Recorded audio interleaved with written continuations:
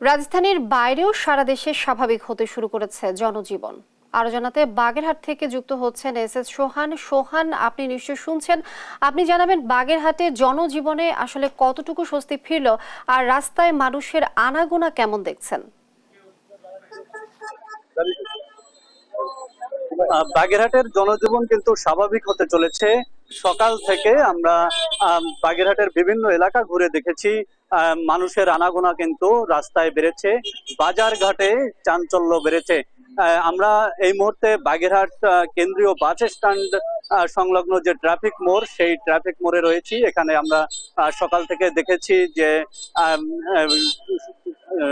বাগেরহাট জেলার যে পরিবহনগুলো সেগুলো কিন্তু চলাচল করছে, এবং দূরপাল্লার যে সব পরিবহন রয়েছে তারা কিন্তু সীমিত পরিসরে চলাচল শুরু করেছে, এবং ছোটখাটো যে যানবাহন রয়েছে তারা কিন্তু খুব ভালোভাবেই চলছে। এক কথায় বলা যায় যে দীর্ঘদিনের যে জটিলতা ছিল, সেই জটিলতা কাটিয়ে বাগেরহাট কিন্তু স্বাভাবিক হয়েছে। মানুষ যে যার প্রয়োজনে কিন্তু বিভিন্ন জায়গায় যাচ্ছে। আমরা অফিস আদালত দেখেছি, সেখানে কিন্তু কর্মচাঞ্চল্য ফিরে এসেছে। বাগেরহাটের জেলা প্রশাসকের কার্যালয়, জেলা জজ আদালত, ব্যাংক এবং বিভিন্ন অফিসে কিন্তু কর্মকর্তা কর্মচারীরা অফিস করছে, এবং সেবা প্রার্থীরাও সেবা নিতে আসছেন। আদালত পাড়ায় কিন্তু বিভিন্ন মামলার আসামিরাও এসেছেন, কারণ যারা হয়রানিমূলক মামলায় আসামি ছিলেন তারা কিন্তু অনায়াসেই জামিন পাচ্ছেন বলে আমাদেরকে তারা জানিয়েছেন।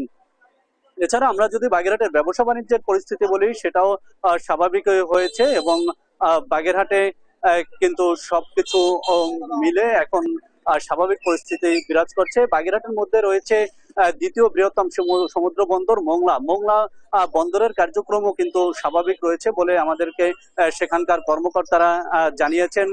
সেখানে কিন্তু মাল খালাস এবং বোঝাই চলছে, জাহাজের আগমন নির্গমন ও স্বাভাবিকভাবে চলছে।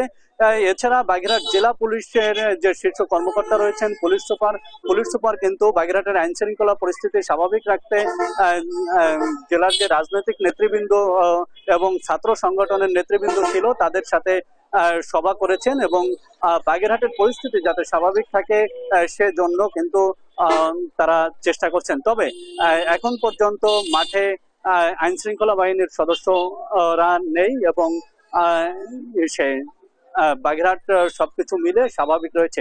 বাগেরহাট থেকে এই ছিল আমার কাছে সর্বশেষ। সোহান, অসংখ্য ধন্যবাদ আপনাকে। দর্শক, বাগেরহাট থেকে যুক্ত ছিলেন আমাদের সহকর্মী সোহান। আমরা এই বিষয়ে আরো জানবো। আমরা যাচ্ছি লক্ষ্মীপুরে, সেখানে থেকে যুক্ত হচ্ছেন সহকর্মী স্বপন। স্বপন, আপনি জানাবেন যে এই পরিস্থিতিতে লক্ষ্মীপুরের আসলে কতটুকু স্বস্তি ফিরে পেয়েছে মানুষ, আর রাস্তায় মানুষের আনাগোনা কেমন দেখছেন, সব মিলিয়ে বিস্তারিত জানাবেন আমাদের।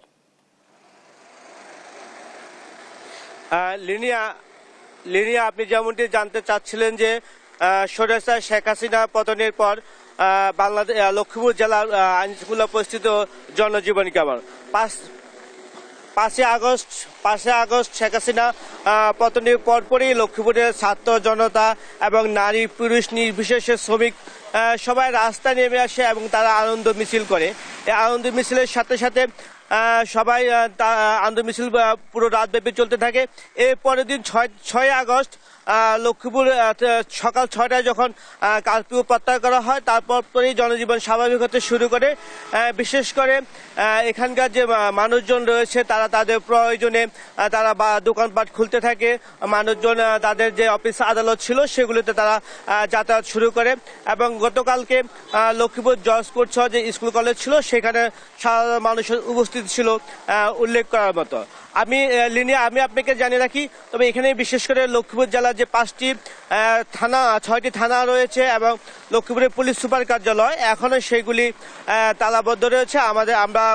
আমরা আজকে সকালবেলা এইসবগুলো ঘুরে এসেছি। সেগুলো লক্ষ্মীপুরের পুলিশ সুপার তিনি পুলিশ লাইনে অবস্থান করেছেন।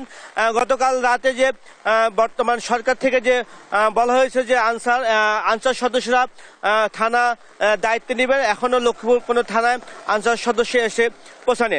তবে লক্ষ্মীপুরে 5ই আগস্ট শেখ হাসিনা পতনের পরপরে লক্ষ্মীপুরের ছাত্র জনতা, এখানকার জেলা বিএনপি, জামাত সহ এবং অন্যান্য যে রাজনৈতিক গণ আন্দোলনের যারা নেতৃবৃন্দ ছিল, তারা বসে সমন্বয় করে তারা নিজেরাই কমিটি গঠন করে হিন্দুদের বিভিন্ন পাড়া মহল্লা মন্দির তারা পাহারা দিচ্ছে এবং তারা লক্ষ্মীপুর জেলা শহর এবং বিভিন্ন থানায় 5 সদস্য এবং 6 সদস্য বিশিষ্ট কমিটি করে সেখানে তারা মোবাইল নম্বর দিয়ে সেটা তারা সামাজিক যোগাযোগ মাধ্যমে প্রচার করছে, যেন কোথাও কোনো দুষ্কৃতিকারী যদি কোথাও হামলা করে তাদেরকে যেন জানানো হয় এবং তারা তাদের পক্ষ থেকে সেগুলো প্রতিহত করার ব্যবস্থা করবে।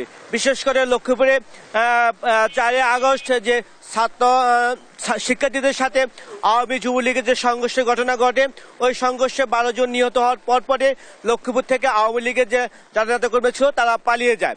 তো এখন যে লক্ষ্মীপুরের নতুন শেখ হাসিনা পতনের পরপরই লক্ষ্মীপুরের জনজীবন স্বাভাবিক হতে শুরু করেছে এবং দূরপাল্লা বাস এবং সিএনজি অটোরিকশা সবই স্বাভাবিক রয়েছে। লিনিয়া এ ছিল লক্ষ্মীপুর থেকে আইন শৃঙ্খলা পরিস্থিতি জনজীবনের সর্বশেষ খবর। স্বপন, ধন্যবাদ আপনাকে। দর্শক, লক্ষ্মীপুর থেকে যুক্ত ছিলেন সহকর্মী স্বপন।